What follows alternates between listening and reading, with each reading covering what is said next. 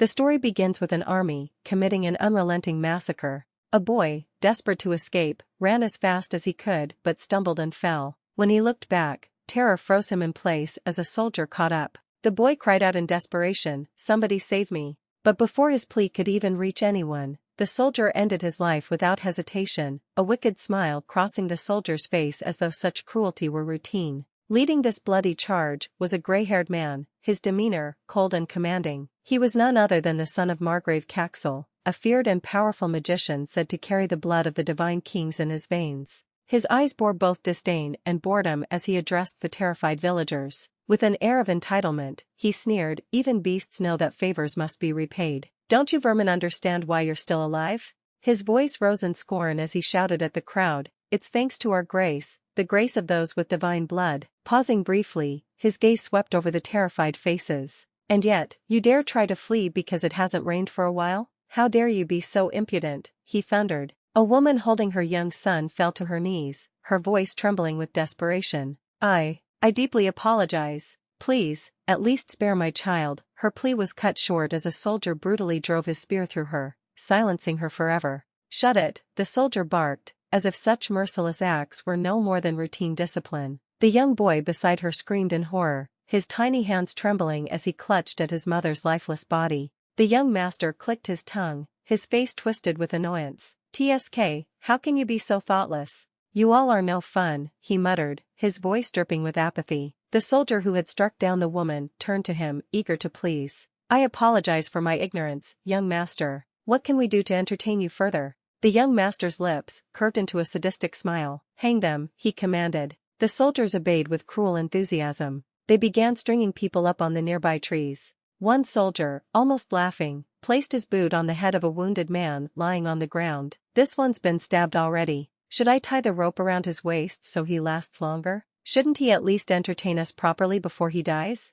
Nearby, a blonde-haired girl was frantically trying to stop the bleeding of her beloved. Tears streamed down her face as she cried out, "No, stop." Summoning all her courage, she stood and attempted to intervene, only to be slapped hard across the face by a soldier. "Get off already," he barked. As she crumpled to the ground, the girl whispered through gritted teeth, "Ifan." Her voice was barely audible over the cruel laughter of the soldiers. The young master observed the scene with twisted delight. His laughter echoed as the girl clung desperately to her husband's legs, which were bound to a tree. "Magnificent. Truly," he said, his tone chilling. He approached her slowly, crouching down to whisper in her ear, "Support him nicely, peasant girl. Without you, your beloved's veins will explode, and he will die." A commanding voice suddenly broke the macabre scene. "Please do not treat the blood of divine kings so lightly." The young master's gaze shifted to the source of the voice. "Huh," he muttered, surprised. Standing a short distance away was Sir Zebek, a knight with blonde hair and an air of authority.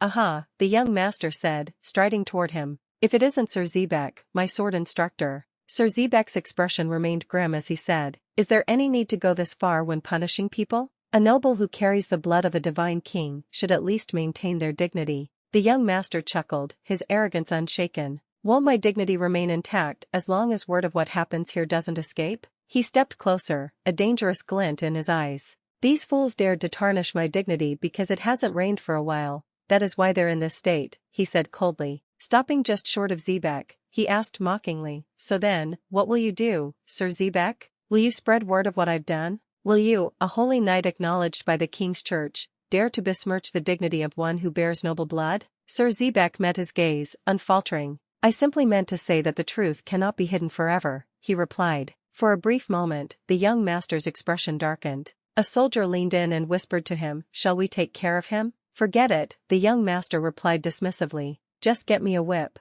A soldier handed him a whip, and without hesitation, the young master began lashing the blonde-haired girl still clinging to her husband. Her cries of pain filled the air, each scream a testament to the cruelty inflicted upon her. Sir Zebek's face twisted in horror as he stood silently, helpless to intervene. The young master only stopped when he grew bored, panting slightly from exertion. Looking down at the trembling girl, her back covered in fresh welts, he said, "Truly, it's a sight to behold." Satisfied, he turned and began walking away. Passing Sir Zebek, he smiled and said, "Simple, teach." Then, with a chilling expression that betrayed the depths of his cruelty, he added, "We should enjoy life, no?" Sir Zebek stood motionless for what felt like an eternity, his face unreadable as the atrocities of the day lingered in the air. The sun dipped below the horizon, painting the sky in hues of crimson and orange, and darkness began to settle over the desolate scene. Nearby, the blonde-haired girl lay beside her husband's lifeless body, tears staining her face.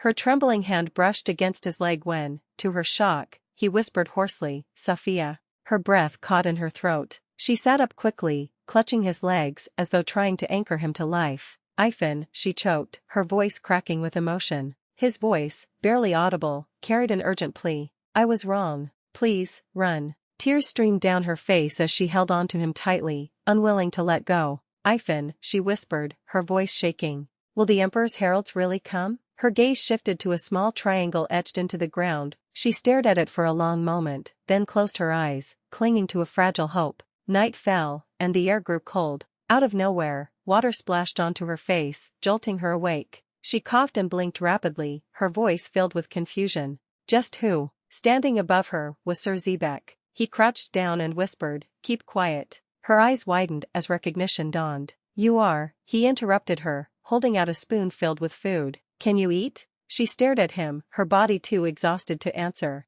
Moments later, she fell asleep on the ground, unable to fight the fatigue any longer. Sir Zebek silently draped his cloak over her and sat beside her, his sword resting across his knees. His eyes remained fixed on the sky, as if searching for answers among the stars. A few hours later, his calm voice broke the silence. "Wake up." She stirred, opening her eyes groggily. He retrieved his cloak and stood, adjusting his sword. "I came here without anyone knowing," he explained. "I must leave before my presence is discovered.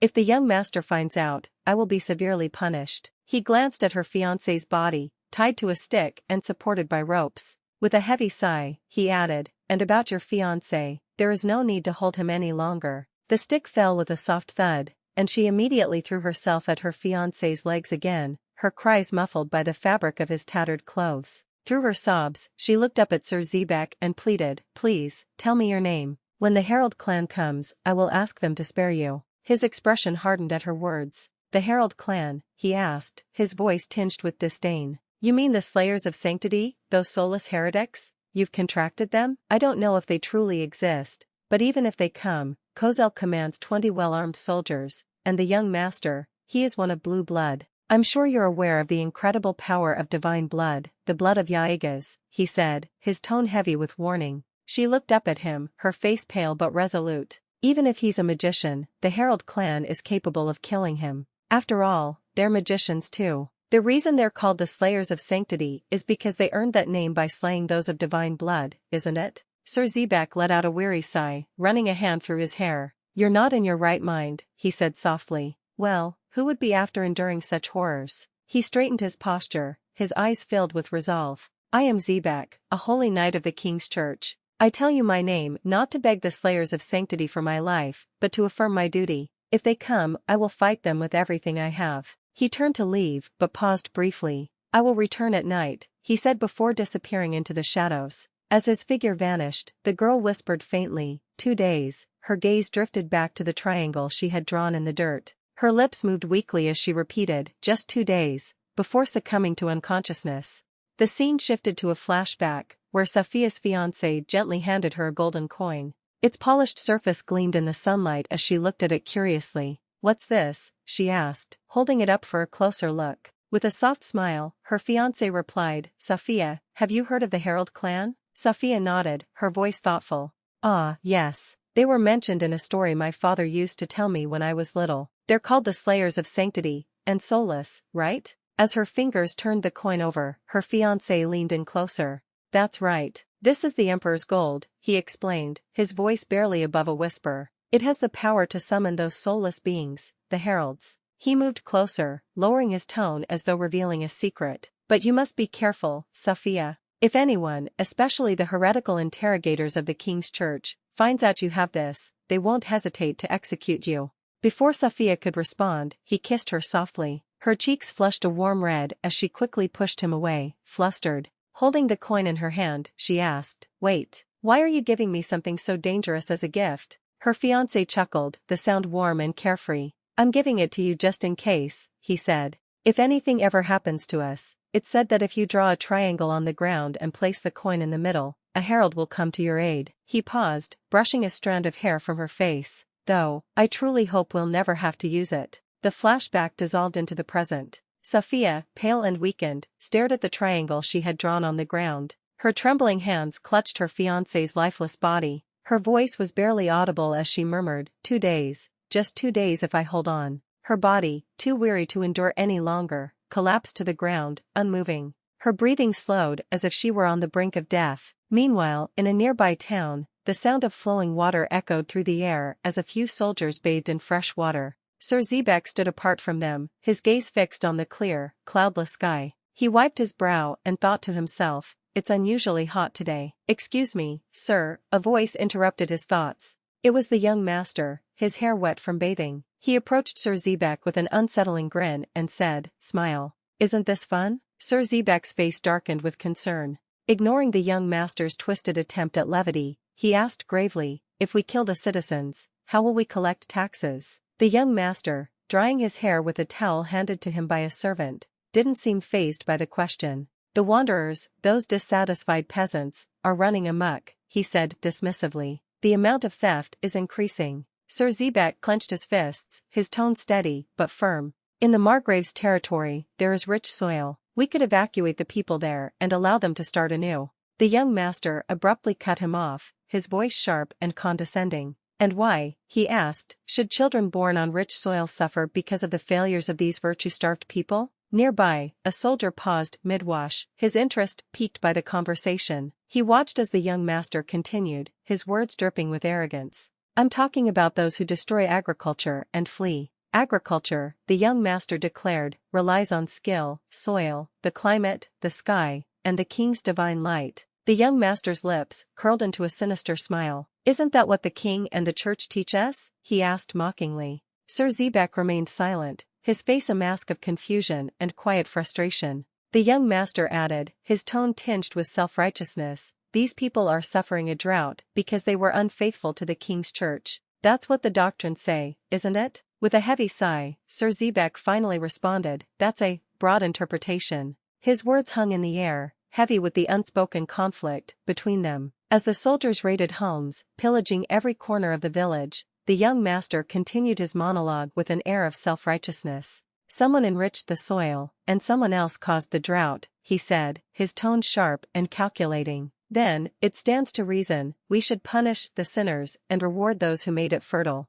They deserve the land. He turned his cold gaze away from Sir Zebek, adding in a chilling tone, everything I do to save the people. His lips twisted into a wicked smile as he walked away, but not before delivering one final taunt. So, if you intend to defy my orders and save them, by all means, give it your best shot. Sir Zebek remained rooted in place, his mind churning with conflicted thoughts as he watched the young master disappear into the distance. When the night finally blanketed the chaos, Sir Zebek made his way to check on Sophia, the blonde-haired girl. His heart sank as he approached her lifeless body lying motionless on the ground. He thought sorrowfully she couldn't endure it. A voice interrupted his thoughts, laced with disdain. It's useless, even if the heralds come now. Before Sir Zebek could react, a black shadow darted past him with inhuman speed. The next moment, the cold steel of a sword rested against his neck. The figure behind him moved like a ghost, giving him no chance to defend himself. His breath hitched. If you move, I'll cut you down where you stand, the person said, their voice calm yet commanding. Don't even think about turning around.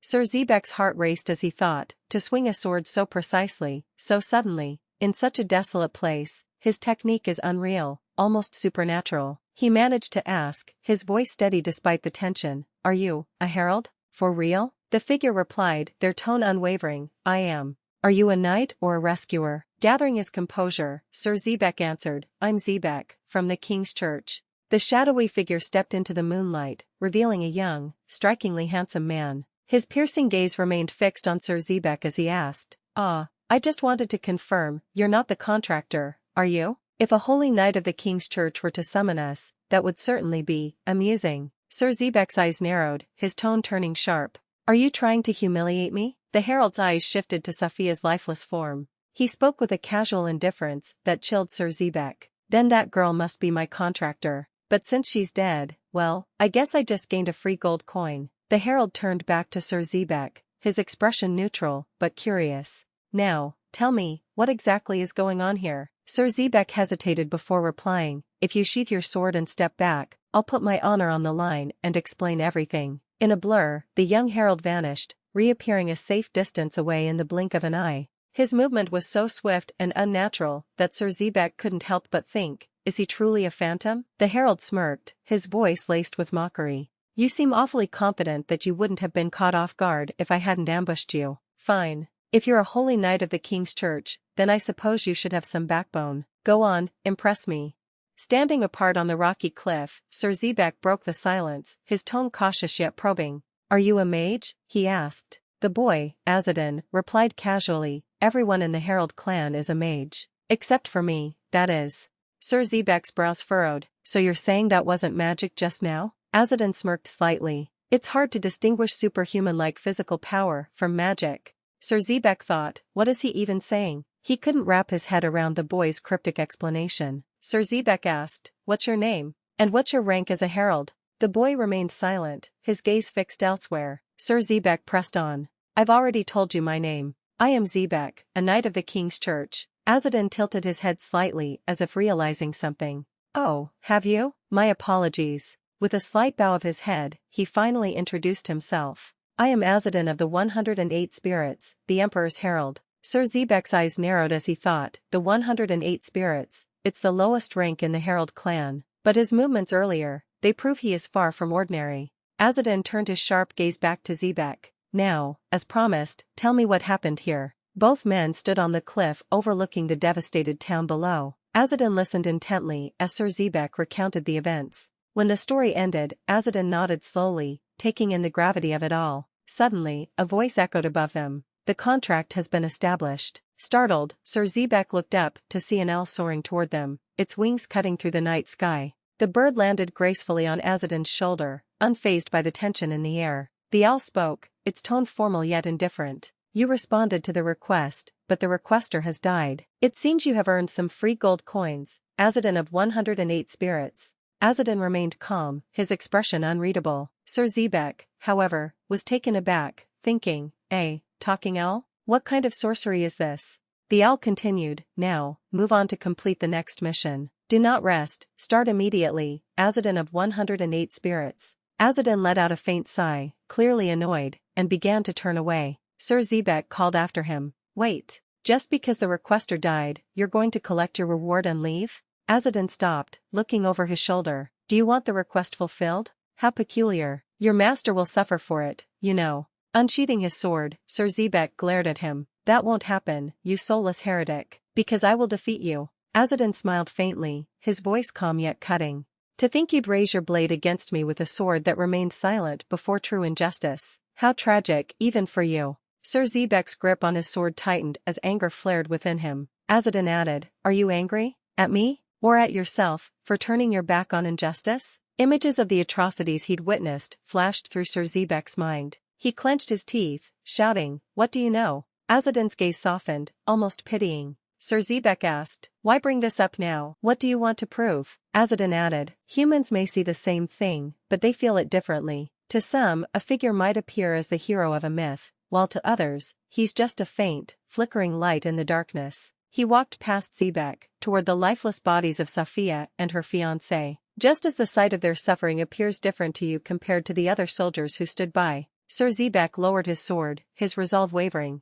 No, it is no different, he admitted. His voice was heavy with regret. Because I couldn't do anything. As a knight of the king's church, I must revere those who bear the bloodline of the divine king. Azadin turned back to him. I do not wish to fight you, holy knight. If you felt even a shred of pity for that girl. Azadin cut the ropes holding Safia's fiancé and gently laid his body on the ground. Then your sword is no enemy of mine. Sir Zebek stood in silence, guilt written across his face. Azadin picked up the lifeless bodies of Safia and her fiancé, cradling them with care. He looked at Sir Zebek and asked, do you have a shovel? Zebek blinked in confusion. A shovel? Are you going to bury them? Azadin nodded solemnly. I'll hold a funeral for them. Sir Zebek thought to himself, Kozel thrives on displays of power, hanging these corpses, turning them into undead. and making them scream in eternal agony would serve as a macabre monument to his dominance. Burying them is tantamount to a direct challenge against him. Lost in thought, Sir Zebak suddenly noticed Azadin kneeling by the ground, digging graves with his bare hands. Dirt covered his fingers, but his focus was unyielding. Sir Zebak couldn't contain himself any longer. He let out a quiet sigh, placed his sword down, and joined in, using his hands to dig beside him. After the graves were dug, Azadin clasped his hands together and began to pray. His voice was steady yet somber. "O Archangel of wisdom, courage, and mercy, have mercy on their souls." Sir Zebak froze, utterly taken aback. "A man of the Herald Clan, using the prayer of the Rescuer's order?" he asked, his tone filled with disbelief. Azadin seemed surprised by the question, but chuckled softly. "I like their ideology," he replied casually, brushing dirt off his hands. Sir Zebak's mind raced. What a reckless and audacious man. To abandon the fate of his bloodline and align himself with the faith of heresy, truly brazen. Azadin's expression grew serious as he looked at the freshly dug graves. "If I don't uphold what I believe is right, then my birth has no meaning." Curiosity gnawed at Sir Zebak, and he asked, "What do you like about the Rescuer's order?" Before Azadin could answer, he suddenly turned his head sharply. His movements were swift as he reached for his bow. "From that direction," he said, his eyes narrowing. "An individual you seem to revere is approaching." Sir Zebak followed Azadin's gaze and felt a cold chill. It was the young master, riding toward them on horseback, with a group of soldiers in tow. The young master sneered, his voice laced with mockery. Well, look at you. Did you take a liking to that pathetic farmer woman? You should have said something. I would have let you keep her, Sir Zebak." Azadin's grip on his bow tightened as the young master's piercing gaze shifted to him. "And who the hell is this bastard?" the young master asked, his tone filled with venom. Azadin answered with action. He released his arrow, and it sliced through the air with unerring precision, striking a soldier at the rear straight in the eye. The man crumpled to the ground. Panic rippled through the soldiers. Sir Zebak stood frozen in awe. He hit the farthest soldier, in these conditions? Azadin fired another arrow. It tore through the air, curving unnaturally mid-flight, and pierced an iron shield as though it were paper. The arrow buried itself deep into the soldier behind it, who fell to his knees with a strangled cry. The other soldiers recoiled in terror, their confidence shattered. Sir Zebak's heart pounded as he observed the impossible. That arrow, it pierced through both the shield and the armor, and it moved like a living creature. Amid the chaos, Azadin spoke, his voice calm yet firm, as if the battle was a mere inconvenience. "You asked me earlier what I liked about the Rescuer's order, didn't you?" Sir Zebak remained silent, his gaze fixed on Azadin, who radiated an eerie calmness even in the face of danger. Azadin continued, "I liked their belief that a person's worth isn't determined by their birth, but by their beliefs and actions. Because someone born with the blood of the divine king, someone who rapes and massacres his people, cannot be considered noble." The young master's expression twisted into one of unbridled rage. Grinding his teeth, his voice erupted in a furious roar. You son of a bitch." The young master, consumed with rage, pointed his trembling finger at Azadin and shouted at Sir Zebak, "Zebak, this is an order, kill that bastard now." His voice cracked with desperation. Azadin, calm and composed, leapt into the air with a grace that seemed almost supernatural. As he ascended, the soldiers below panicked, their formations breaking. With his bow drawn mid-air, Azadin released a volley of arrows that struck his targets with unerring precision. Cries of pain and confusion erupted as soldiers fell. When Azadin landed with feline agility, the remaining soldiers rallied and screamed, "Get him! Die!" But before they could act, Azadin stepped on the shaft of a spear, using it as a springboard to launch himself back into the air. The soldiers gasped in disbelief at his impossible maneuverability. While airborne, Azadin drew and released 3 arrows simultaneously. Each arrow found its mark, piercing through soldiers' eyes or groins with surgical accuracy. One arrow whistled past the young master, grazing his cheek and drawing blood. Frozen in shock, the young master thought, "He isn't trying to kill us, he's crippling us." Another arrow struck a soldier directly in the groin, and a scream echoed through the battlefield. Overwhelmed with fear, the young master bellowed, "You bastard, who the hell are you?" To that, I'd say, he is Azadin, the 108 balls collector. Suddenly, Azadin appeared behind the young master as if he had materialized from thin air. In a low, chilling voice, he introduced himself, "My name is Azadin. I am a herald." The young master's face turned pale. The weight of those words hit him like a boulder. "A herald, here?" The soldiers around him recoiled in terror as they muttered, "He's soulless." Fear rippled through the ranks. Azadin reached over his shoulder for another arrow, only to find his quiver empty. Seeing this, the young master's fear transformed into a flicker of hope. "He doesn't have any arrows," he shouted to rally his men. Before the words even finished leaving his lips, Azadin's fist collided with the young master's face, sending him flying. The impact was so strong it echoed like thunder. As the young master landed on the ground, writhing in pain and clutching his face, Azadin calmly removed his bowstring and tucked his bow away. Where he hid it, who knows? Standing atop a horse with effortless balance, Azadin gazed down at the battlefield. The young master lay on the ground, crying in agony, "My eye! My eye!" His screams filled the night. Behind Azadin, a soldier saw an opening and lunged. Without even turning, Azadin dodged the attack and delivered a swift punch to the soldier's eye, eliciting another wail of, "My eye! My eye!" Azadin picked up a sword from the ground, examining it briefly. "I've already thinned your numbers with my arrows," he said, his tone dripping with confidence. "If any of you are brave enough, come and face me." But not a single soldier moved. Fear had paralyzed them, his eyes scanning the trembling men before him. Then, as if remembering something important, he muttered, "Ah, I almost forgot." Then, Azadin struck the soldier lying on the ground with his sword, directly targeting his groin. The soldiers collectively froze, beads of sweat rolling down their faces. Some nearly lost control of their bladders as Azadin's calm,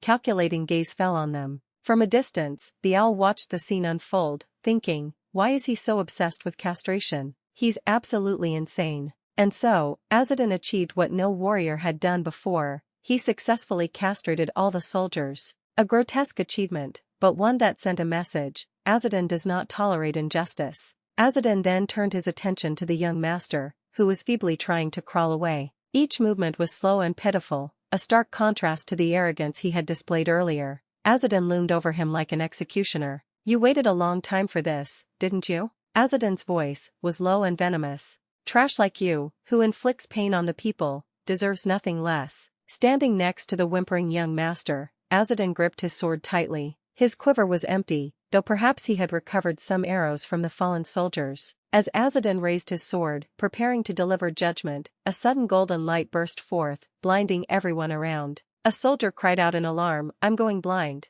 The battlefield was consumed by the radiant glow, leaving everyone in awe and fear. The young master let out a sinister laugh and declared, "Did you see that? This is my magic, proof that noble blood, incomparable to yours, flows within me." His arrogance filled the air as he basked in his so-called divine power. Before the young master could finish his grandiose statement, Azadin swung his sword with lightning speed. A sharp, clean sound cut through the tension, followed by a splash of crimson. For a moment, the young master looked unfazed, but then his eyes widened as he glanced down. Utter shock consumed him when he realized what had been severed. His most precious thing was no longer attached. Yes, that thing. If you get it, feel free to write about it in the comments. I happen to love bananas. The young master's scream of panic pierced the night, so loud it seemed capable of waking the dead. Honestly, I felt his agony too. He cried out, his voice trembling with desperation, "What the hell have you done to me?" Azadin, ever the embodiment of mockery, replied with a smirk, "Are you really this slow? You still don't know when I did it to you?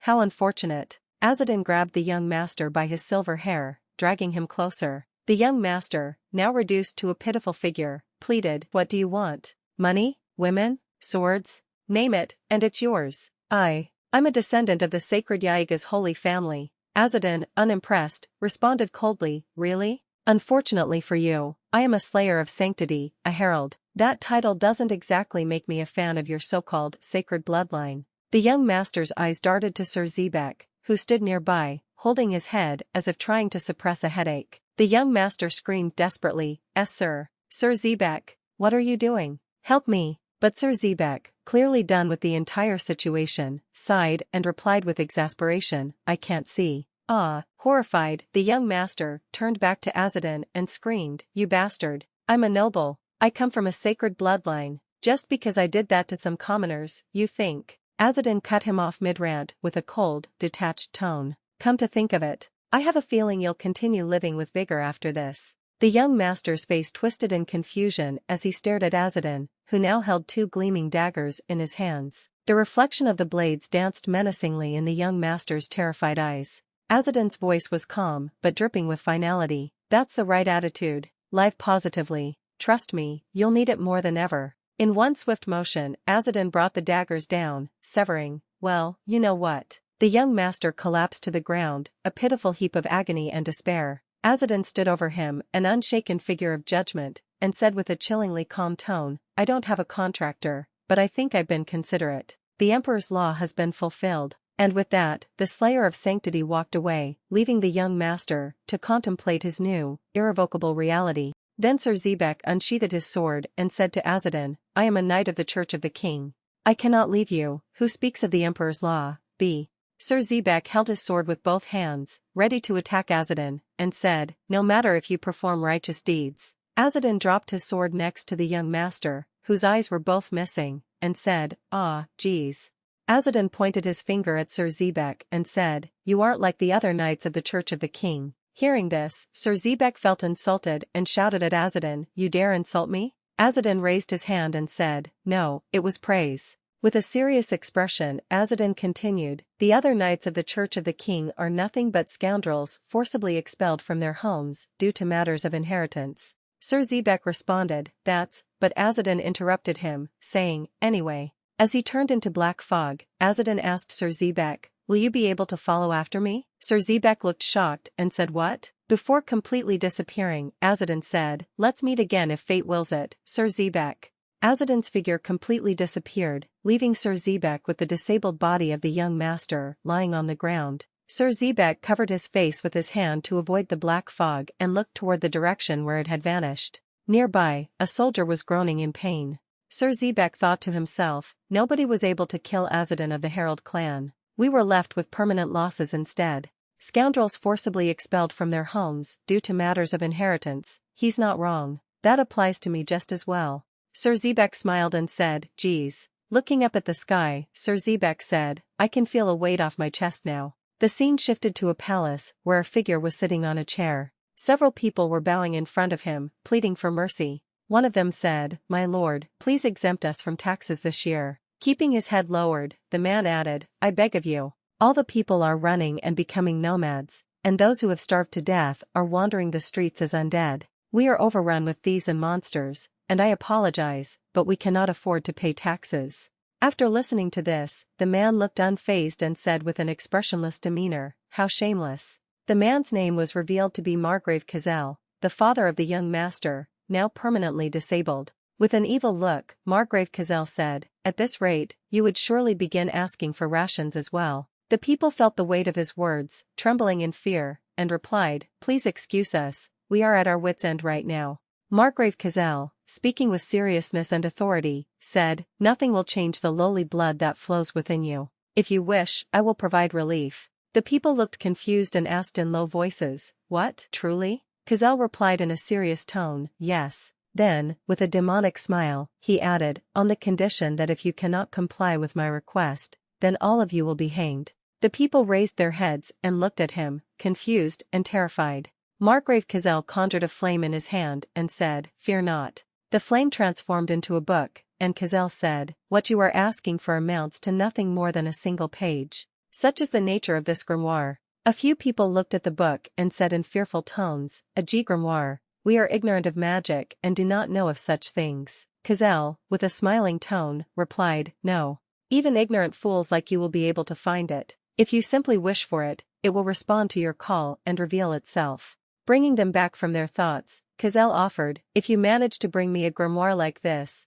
I will exempt your village from taxes for 3 years and provide 50 bushels each of wheat, barley, and oats. Hearing such a generous offer, the people looked shocked. How could such an evil person offer such a kind reward? One person, trembling, asked in a fearful tone, excuse me, but do we not at least need to know the name of that grimoire so that we may be able to search for it? Kazel clenched his hand, making the fire and book disappear. With a very serious expression, he replied, a copy of the Book of the Divine King. Hearing his words, the people were stunned and said, what? Kazel dismissed them without another word. While Kazel was sitting on his throne, thinking about how to find the Book of the Divine King, a snake entered the room. The snake raised its head, and as Kazel looked at it, the snake transformed into a beautiful woman. She said, I feel that mentioning the name of the Book of the Divine King was rather careless, Count. Listening to her, Kazel replied, nonsense. You all are already searching here and there for the grimoire, are you not? Rumors will spread across the continent either way. It'd be wiser to find even a single page before then. Then Kazel asked the snake woman, so, what is it, witch? Sitting at Kazel's feet, the snake woman said, I am obliged to say, that your son has fallen victim in the eastern part of the continent, Sir Kozel. Kazel interrupted her without changing his expression. Kozel's forces wouldn't fall so easily. Sir Zebek is with him as well. The snake woman responded, their opponent was the Herald Clan. Kazel, with a serious expression, said, the Herald Clan? Well, I'm sure they too are after the Book of the Divine King. If they wish to be free of the curse of their duty, they will surely need the Book of the Divine King, after all. Then Kazel asked the snake woman, is Kozel dead? She replied, I've heard that he's lost sight in both eyes, and his reproductive organs are damaged. Looking at him intently, the snake woman inquired, what will you do now? Reaching his hand toward the snake woman, Kazel said, send soldiers to their vicinity, and kill the Herald Clan. As the snake woman placed her hand in Kazel's, she said, I understand. I will make contact with the commander. Kazel interrupted her by pulling her wrist and said, no, command someone else to do so. The snake woman was now sitting in Kazel's lap, and he said, if my child has been castrated, then I can just make another. If you want snake mommy, then write in the comments, snake mommy, come and bite me. Kazel placed his hand on the snake woman. The rest was history, you know what I mean. Let's go back to the story. Azadin was walking in the eastern lands, where the ground was dry due to the lack of rain. His owl was sitting on his shoulder as he walked, and Azadin said, this is bad. I'll die of thirst at this rate. Why did you have to put on a show, saying you'd make it in 2 days? You foolish spirit. The owl replied, you dare speak so impertinently to the emperor's mouth? Azadin looked at the owl and said, huh. The owl remained silent. Azadin continued, frankly, because the emperor went and died without any plans, we, once his heralds, are now despised by people all over the world. We're referred to as the Slayers of Sanctity and soulless heretics. Hearing this, the owl began sweating, but Azadin kept speaking. On top of that, because you put on a show to the contractors, I gave up on taking any luggage with me and came running as fast as I could. Thanks to that, I'm so thirsty I could die. I only have dried goods to eat, and I don't think I'd even be able to digest them. So, I guess I'll die from starvation too. The owl stammered, I apologize for that. However, soon, your servant will. Suddenly, the owl stopped. Both of them looked ahead and saw blue lights gathering. Azadin thought, ghosts? The blue lights gathered and turned into people. Azadin said, ah, the people hanging from the trees.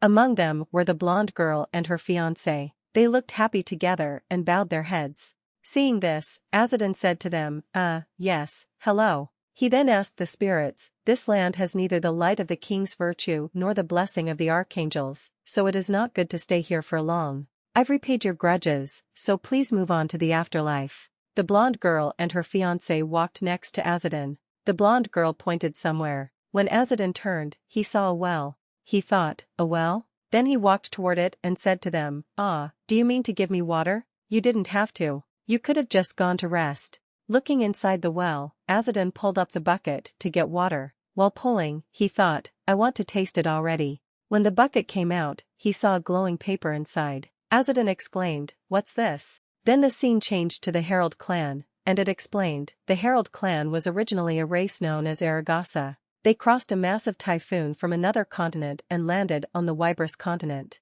The Wybris continent is divided into a total of 8 kingdoms: Ozander Kingdom, Chitai Kingdom, Banlun Kingdom, Karasar Kingdom, Aranji Kingdom, Metherstorm, Naca Kingdom, Terasar Kingdom, Korasar Kingdom, Bruma Kingdom. There is also the Wybris Peninsula Rescuers Order. The 8 divine kings of the Aigas family ruled over the Wybris continent and originally held 8 thrones. However, during that era, one person monopolized all 8 thrones. The other 7 holy kings, who were brothers, were all subjugated by the emperor of the Yaslat family. The emperor, Yaslat, wanted to eradicate all remnants of the deceased holy kings. Meanwhile, the outsiders, Aragasa, were in need of land to settle. The emperor gave the outsiders the grimoire, the Song of the Yellow Bird, and a spirit called the Emperor's Voice. In exchange, the outsiders signed a contract with the emperor and became his heralds. With that, Aragasa's hands were ruthlessly stained with God's blood. They became the emperor's swords, agents, and executioners, personally eliminating the wicked nobles who went against the emperor's law and prospered. This was considered the most horrific sin that the citizens of Wybris could commit,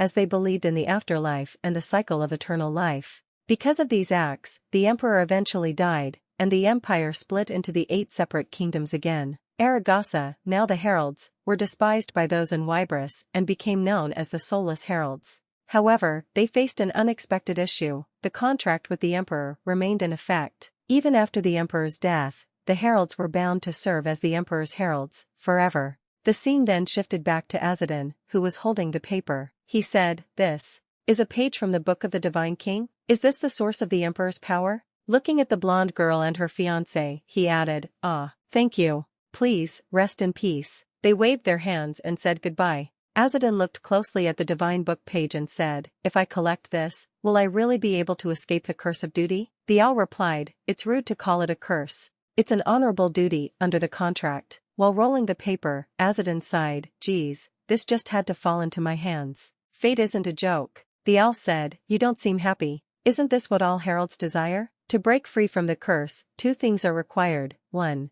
Carry out the duties of the service contract and collect 100,000 gold coins. 2. Acquire the Book of the Divine King. If these conditions are met, the herald will be able to escape the curse of duty." Then Azadin asked the owl, "Well, it is the goal of the heralds, but I'm worried that this has started spreading throughout the world. The reason why the Book of the Divine King was torn apart in the first place was because of my father." While walking, Azadin said, "Ah, water. I'm so thirsty." Meanwhile, a blonde girl was hiding and said, "That's him. The son of the clan's worst traitor. He's talentless, powerless, and stupid." She asked the boy sitting next to her, "Can he really not use magic, like the rumors say? That he's cursed?" The boy replied, "Ah, I don't know if he's cursed, but I know for certain that he can't use magic." The blonde girl added, "I heard that he wet the bed until he was 8. He can't even tie a bowstring." She smirked and said, "I doubt he'll ever be able to carry out the herald's duty." The boy said nervously, "So, Miss Mid-I-am, how about we turn back? There's no need for you to work for the lowest-ranking herald when you're a relative of the contractor." While looking at an arrow, Mid-I-am, the blonde girl, said, "Shall we test his skills?" The boy exclaimed, "Ah, no.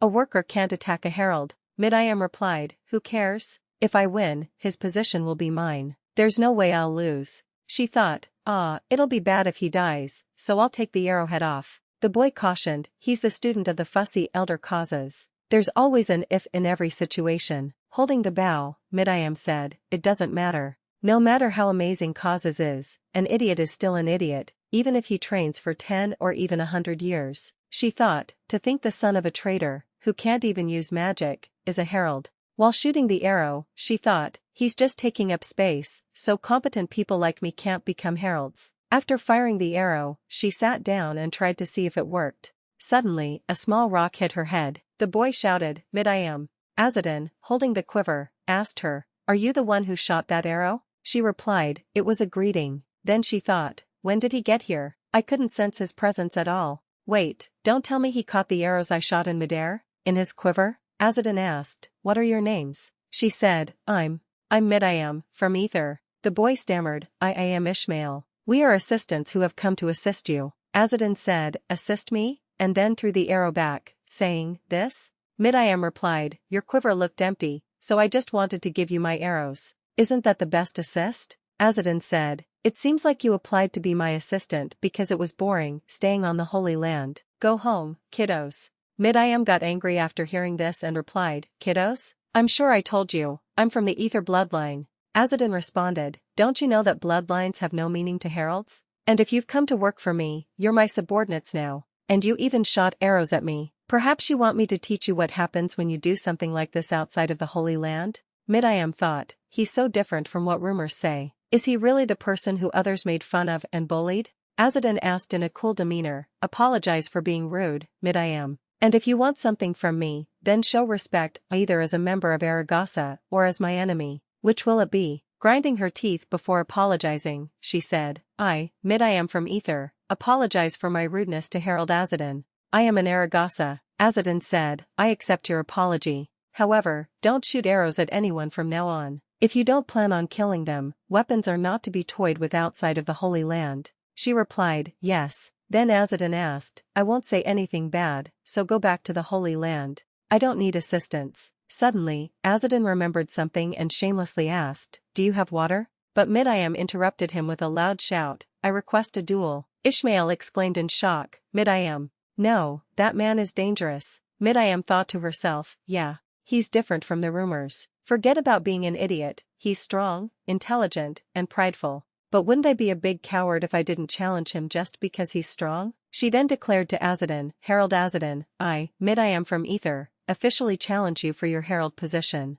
Azadin held his head, sighed, and said, goodness. A duel. Arael's been a bad influence on these kids. He looked at Mid-I and added, you'll take over my position if you win, but do you realize what will happen if I win instead? Mid-I confidently replied, of course. Everything that is mine, including my life, will be yours. I am prepared. Azadin thought to himself, while Arael's a problem, it's a bigger problem that she's underestimating me. Looking directly at Mid-I, Azadin said, you should give up before it's too late. Arael's the only one who can win against a herald. I know my reputation isn't the best, but I wasn't given this position for nothing. Mid-I stepped back a few paces, then stopped and shouted, here, we're now 100 steps apart. I challenge you, Azadin. The owl's voice echoed, the duel has been validated. Herald Azadin, accept the challenge. Hearing this, Mid-I began to panic. Her face was pale, and sweat dripped down as she stammered, Emperor's voice? Azadin rolled his eyes and muttered, what a drag.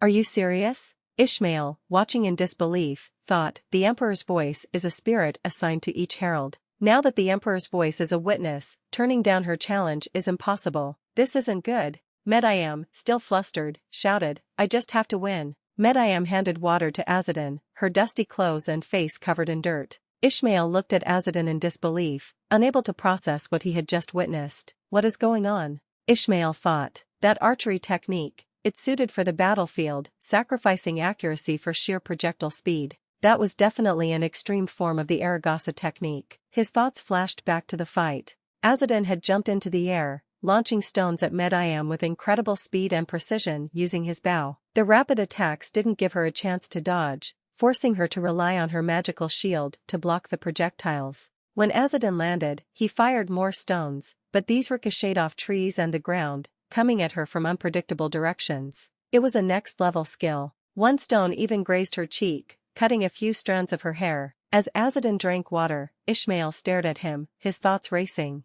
I thought he couldn't use magic, but he used the beauty of nature. Yellow crane? How? Not to mention, during the fight, a stone came flying from above. Mid-I tried to dodge, spotted a rock for cover. Suddenly, Azadin leapt out from behind the very same rock, thinking, nice, my prediction was spot on. Mid-I froze in shock as Azadin closed in. She shouted, I've got you now, Azadin. She swung her sword, seemingly cutting Azadin in two, but his body dissolved into black shadows. What? She stammered in panic. Ishmael screamed, Mid-I, behind you. Mid-I quickly tried to cast magic, raising her hand, but Azadin was faster. He grabbed her hand with his left and moved it upward, nullifying her spell. With his right hand, he launched an attack with less than 1% of his strength, sending her crashing into a rock. Ishmael shouted, Azadin. Then he thought, a blood relative of a traitor just did that to a child of the most noble bloodline? Furious, Ishmael charged toward Azadin, screaming, this is unforgivable. How dare you? Inferior bastard. Before Ishmael could approach Azadin, the owl declared, the duel is over. Mid-I of Ether, you challenged Azadin's position as herald and lost. Your fate is now in the hands of Herald Azadin. Ishmael, due to your interference in the duel, you are also to become the herald's property along with Mid-I.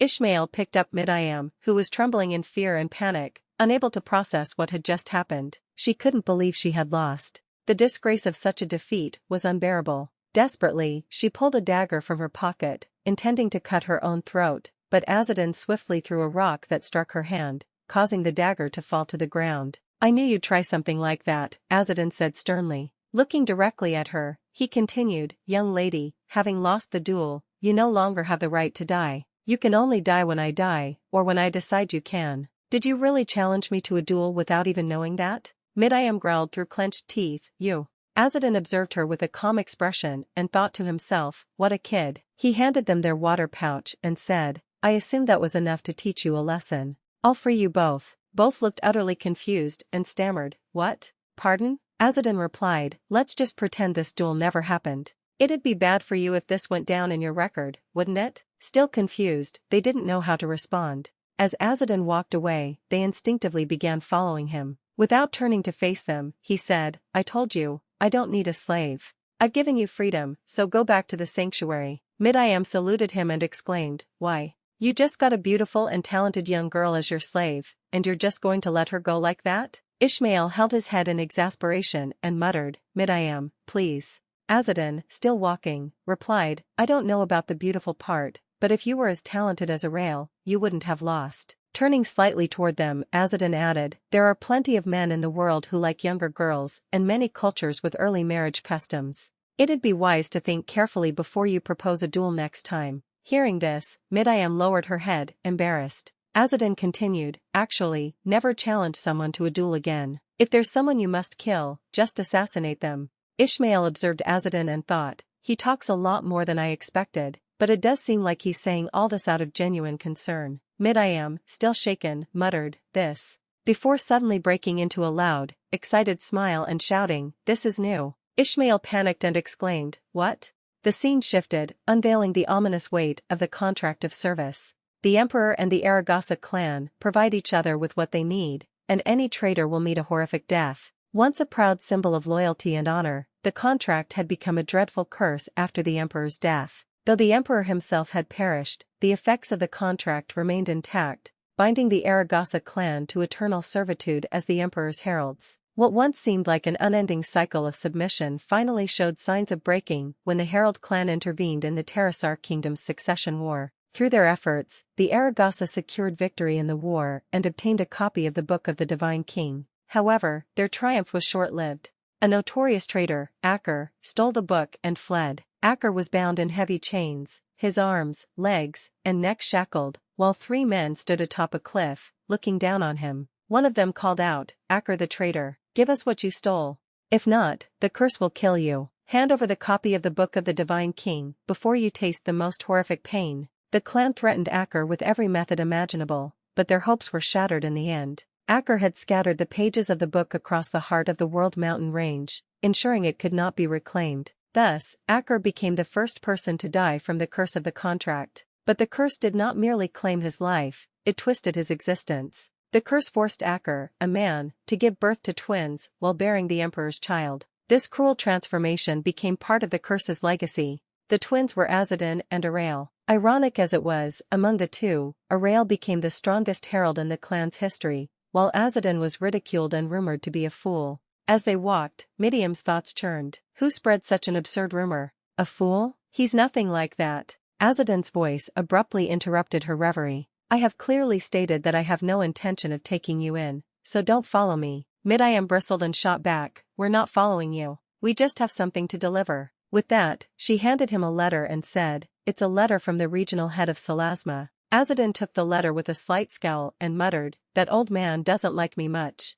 As he unfolded the letter, his expression shifted, and his thoughts began to churn. Alright, let's ignore the scolding about missed reports. The letter revealed a grim reality. Copies of the Book of the Divine King have been appearing recently. Your task is to retrieve them. Your performance will be evaluated accordingly. Azadin's brow furrowed. Judging from what's written here, the other heralds must already be aware of the copies. After reading the letter, Azadin turned to Midiam and Ishmael, his tone calm but inquisitive. It says here that copies of the Book of the Divine King have been appearing recently. Are you also aware of this? Midiam beamed, eager to respond. Yes, we are, she said enthusiastically, before continuing with her characteristic lack of restraint. Your father betrayed the clan and, before she could finish, Ishmael cut her off with a loud, panicked ack, and stomped on her foot to stop her. Midiam yelped in pain and glared at him. That hurt. What was that for? Ishmael remained silent, beads of sweat forming on his forehead, but unwilling to explain. Azadin watched their antics before speaking. Enough. So, even you two know about it, huh? He then added, For now, I'll have to head to Salasma to meet the regional head. Thank you for delivering the letter to me. Meanwhile, Midiam, who was busy tugging at Ishmael's cheeks in retaliation, perked up at Azadin's words. You know, since we're heading to the same destination, can we just follow you? I could also tell you what's been happening in the clan. Azadin, wearing an awkward smile, replied, since this road isn't mine alone, you can follow me if you'd like. Delighted, Midiam immediately fell in step with him, while Ishmael trudged behind, still nursing the pain in his face from Midiam's playful vengeance. The group continued their journey and soon found 2 sheep resting in the shade of a tree. Taking a moment to rest, they decided to sleep under the same tree. When Azadin woke up, he roused the others. The sky was clear, a perfect day to continue their travels. They resumed their journey with the sheep in tow. Along the way, they came across a spring. Taking the opportunity, they refilled their water pouches. Azadin's pouch, of course, was 99 times larger than the others. Suddenly, a voice interrupted them. "Who says you can take water from our spring?" Azadin turned to see a group of bandits standing menacingly before them. Unperturbed, Azadin said calmly, "I have no intention of fighting you. What do you want in return?" The bandit leader smirked, his expression devilish. "All of you, of course." Azadin sighed, clearly not eager for conflict, and asked, "Just to be sure, is there really no room for compromise?" The bandit boss sneered, his greed apparent. "Capture the girl alive and kill the men." At his command, the bandits rushed to attack. It was over in seconds. The bandits lay sprawled on the ground, groaning in pain and begging for mercy. Please spare us. We're just innocent people," one of them cried. Azadin, unfazed, cleaned his ear with a finger as he listened to their pleas. Another bandit stammered, "Only just been conscripted. Margrave Kazel's children are forcibly, drafting people left and right, driving them to search for some copy of a book. How are we supposed to find something we don't even know about? So, we just wandered around aimlessly, and by sheer misfortune, by great fortune, we encountered someone as noble as yourself." Mid-I crossed her arms and scoffed. "What if they're just thieves coming up with excuses?" Azadin shook his head. "I doubt it. This isn't a road where merchants or travelers would usually pass." Mid-I raised an eyebrow and said coldly, "Well, we'll have to kill these guys to silence them anyway." Azadin stopped her with a firm but calm voice. "Wait, Mid-I do not kill without reason." Ishmael, frowning, interjected, "It's only right to kill them. Even if they're truly good people, there's a chance we could expose our tracks if we let them live." Azadin met his gaze and replied, "But that doesn't mean I should kill them for my comfort. Everyone deserves a second chance." One of the bandits, trembling, began speaking hurriedly. "Why yes, of course. People's lives are very important, indeed.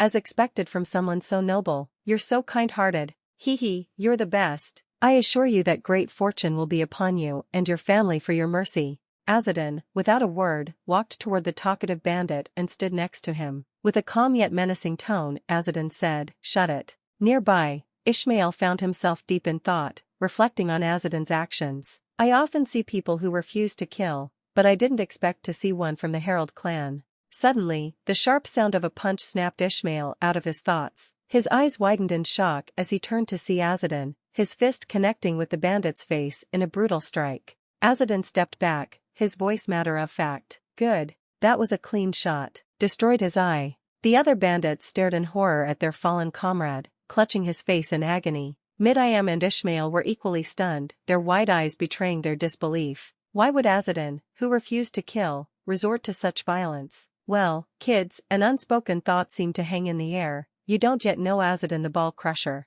Azadin turned his gaze to the remaining bandits, his grim smile sending chills down their spines. "Make sure you don't move too much, you two. One wrong move, and your faces will be blown away." One bandit stammered, his voice trembling with fear. But you promised you'd spare us." Azadin's eyes narrowed as he replied, his tone cold yet eerily calm. "Yes, I'll spare you, but only after inflicting permanent damage. That way, even if you don't repent immediately, you won't be able to harm others." What followed was a scene of utter terror as the remaining bandits cried out in agony. Azadin's precise strikes left them writhing on the ground, their faces pale and their bodies trembling. The cries of pain echoed as each man realized his fate, their futures as whole men were over. The owl, perched nearby, watched the scene unfold with an air of indifference, as though it were accustomed to such events. As the broken bandits limped away, clutching their injuries, one muttered bitterly through gritted teeth, "If I meet him again, I will." His words were cut short as a massive hand suddenly grabbed his head. The others turned, their expressions frozen in pure horror,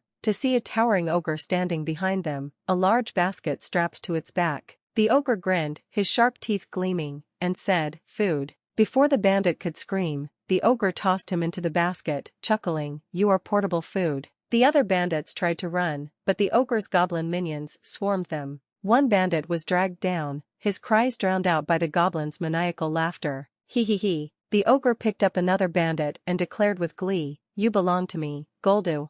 As the goblins feasted on their new prey, the ogre turned his gaze toward the horizon. In the distance, the faint silhouette of a town came into view. Drooling, the ogre muttered to himself, human village, big and strong fortress, and meat everywhere. His mouth twisted into a wide grin, water dripping from his lips as he marched toward his next target.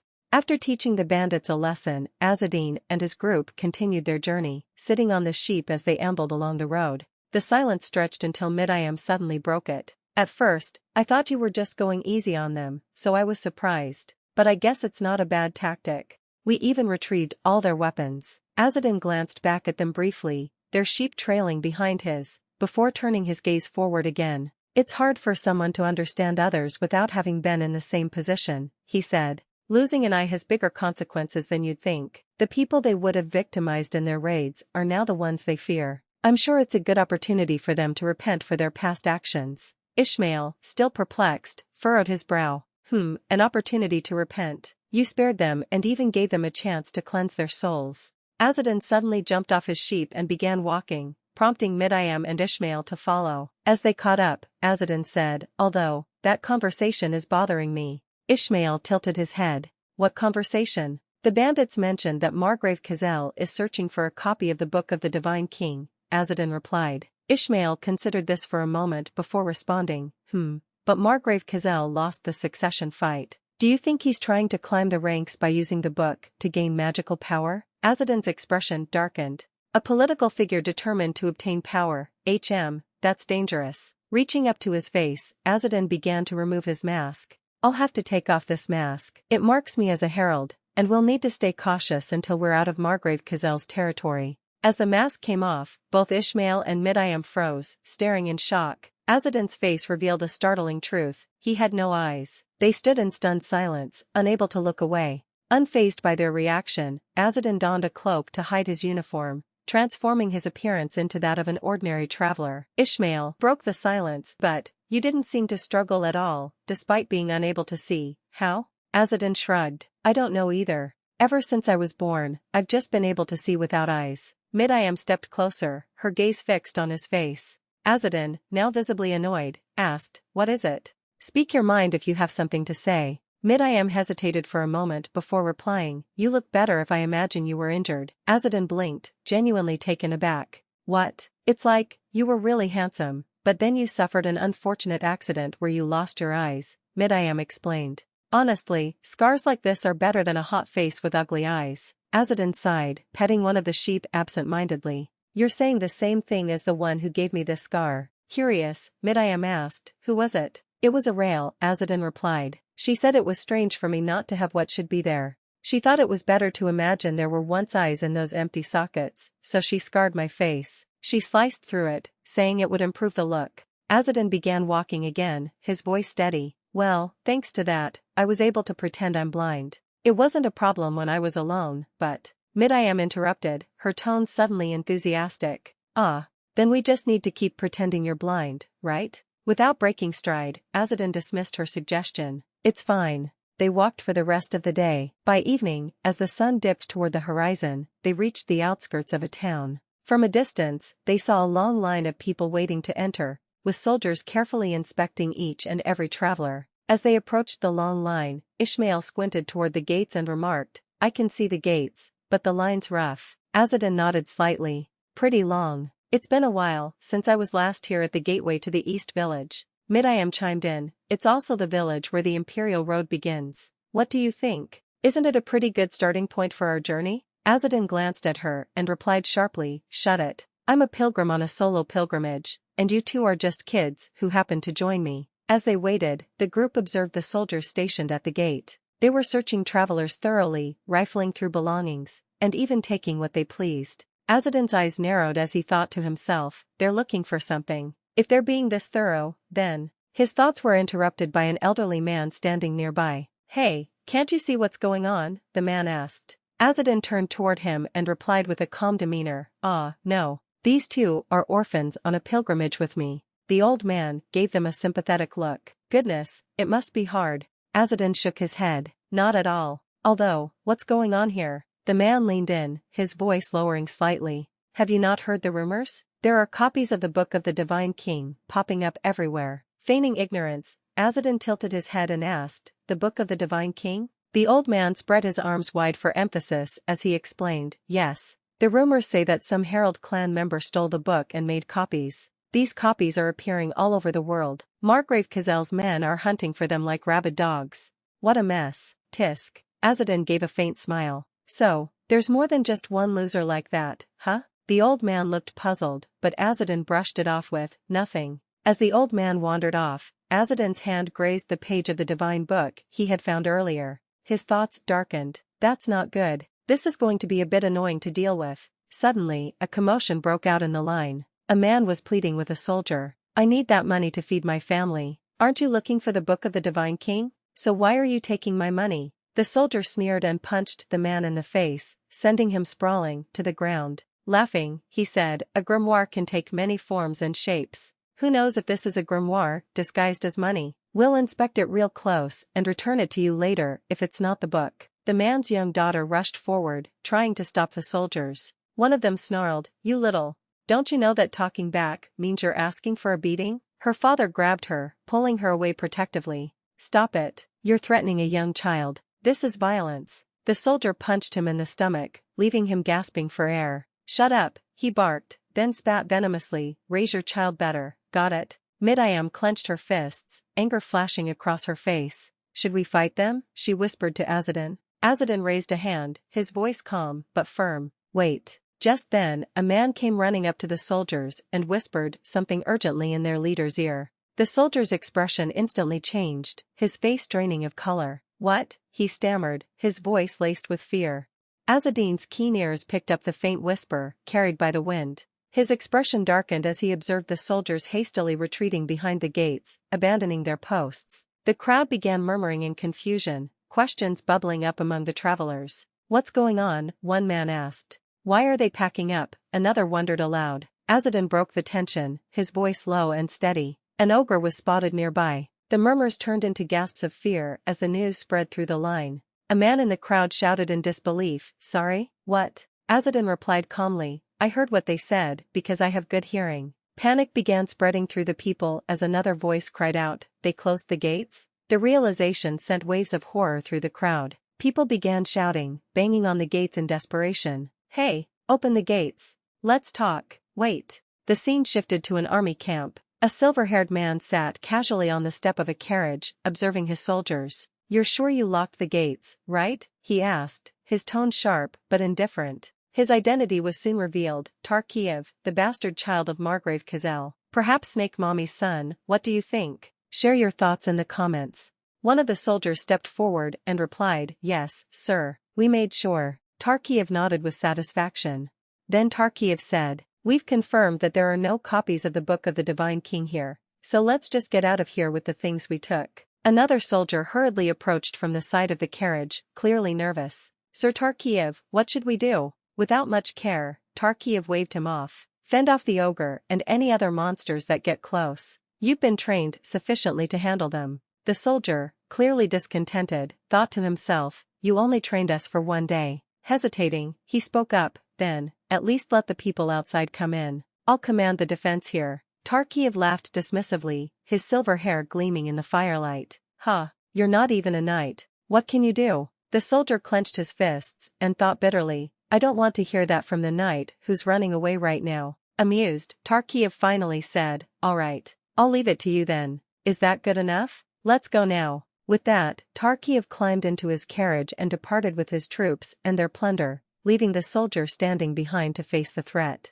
As the ground began to tremble beneath him, the soldier's thoughts turned grim. The ground, it's shaking. Meanwhile, the bandit who had been captured by the ogre peeked out from the basket he was trapped in, his face pale with terror. Where are we headed? Are we going to be eaten by the monsters? I don't want to die. I don't want to die, he thought, his heart racing. Through the wooden slats of the basket, he caught a glimpse of the terrifying scene, the ogre lumbering toward the town, a horde of goblins following closely behind. Their high-pitched chants sent shivers down his spine. Meat, meat, meat, the goblins chanted, their eyes gleaming with hunger. Far from the chaos, the old man who had spoken to Azadin earlier stood watch from a tower. He gazed toward the advancing group and muttered ominously, it's coming. The scene shifted to a group of people walking along a dimly lit road under the cover of night. An old woman, holding a lantern, glanced over her shoulder and slowed her pace. She stepped back toward Azadin and the others and said, "The road ahead will be rougher. Go on without delay." Handing the lantern to Ishmael, she added, "Please guide your younger sister and uncle well. This is an extra lantern, so keep it with you." Taking the lantern, Ishmael responded with a bright smile, "Ah, thank you. I'll take care of my uncle, so please don't worry." Meanwhile, Azadin thought to himself, "It seems people are much kinder when I play blind." A few hours earlier, outside the town, the same soldier who had taken charge after Tarkiv's departure addressed the crowd. Standing tall, he announced in a loud, firm voice, "The knights and mercenaries have left." To clarify, the townspeople referred to the local defenders as soldiers, while the heavily armed forces were called mercenaries. The soldier continued, his voice filled with determination, "However, we must remind you that the village still needs protection. We ask those who can fight to remain and stand with us. Even if you can't fight directly, just providing support will help. That way, while we defend the village, the elderly and injured will have a better chance to escape." Among the crowd, the man who had been beaten by the mercenaries turned to his young daughter and said with determination, "Cosette, your father will fight too. I'll protect you, Cosette." Cosette, wide-eyed, protested, "What? You can't even cut an apple, Dad." The flashback faded, returning to the present. Miriam spoke, her voice filled with disdain. "I can't believe knights who live to serve the people are casting out their own. It's disgraceful, pathetic, and unsightly." As Azadin walked next to Miriam, he listened to her and remained silent. After a moment of contemplation, Azadin replied with his usual calmness, "They may be the people of Wybris, but rather than casting out those they are sworn to protect, they seem to think of it as a noble deed." Miriam considered his words and nodded. "I guess so. It would be odd for an Aragasan to sympathize with the people of Wybris. No matter, I feel the same way." As they continued walking, Azadin suddenly stopped. Without warning, his body began to dissolve into a black fog. He turned his fading form toward them and said, "Let's part ways here." Miriam ran toward him, her voice urgent. "Hey, wait." By the time she reached where he had been standing, Azadin's figure had completely disappeared, leaving no trace behind. Ishmael called out in confusion, "Wait. Uncle, where'd you go?" The scene shifted to the town gates, where the townsfolk were preparing for the impending battle. A soldier, his face pale with terror, turned to the captain. "Captain, look." The captain followed the soldier's gaze and froze. Across the field stood an army of goblins, lined up in precise formation like a well-trained force. At the front of the horde loomed a massive ogre, its towering figure radiating menace. The ogre stepped forward, saliva dripping from its mouth as it spoke in a guttural voice. "My name, Goldu." With a sickening grin, Goldu removed the basket strapped to his back. A bloody hand dangled from within, crimson drops staining the ground. "We store meat. Eat for very, very long. Invest. We know. Smart ogres. Human village. Strong fort. Big." The ogre's heavy foot slammed into the ground, causing it to tremble. His deep, booming voice echoed, "Many, meat." The captain, realizing the gravity of the situation, barked out an order. "The ogre is their leader. Shoot him." The soldiers, trembling but resolute, raised their bows and unleashed a volley of arrows. The arrows hit their mark, striking the ogre. Goldu shielded his face with a massive hand, roaring in anger. Behind him, a goblin wearing a skull mask and wielding a wand crouched low, hiding behind the ogre's basket. The goblin screeched, "Charge! Break through the gate!" At his command, the ogre let out a deafening roar and began his advance, his army of goblins charging behind him, ready to unleash chaos upon the village. As the ogre charged, the goblins surged forward, attacking the gate with relentless ferocity. The captain, seeing the onslaught, shouted, "Protect the gate! Shoot the ones closest to us!" Despite the hail of arrows, the goblins pressed on. One raised its axe high and slammed it into the door. Meanwhile, standing at the rear of the goblin horde, the ogre picked up a massive stone and hurled it at the gate. The stone struck with a deafening crash, leaving a large crack in the wooden barrier. Inside, those holding the door saw goblin axes hacking through the fracture, and panic spread among them. "They're breaking in," someone screamed in terror. The captain's voice boomed above the chaos. "Shoot! Shoot them dead." As arrows rained down, Cosette watched, trembling, her thoughts consumed by fear. "Run, far, far away." Amid the chaos, the goblin leader, wearing a skull mask, glanced at his wand.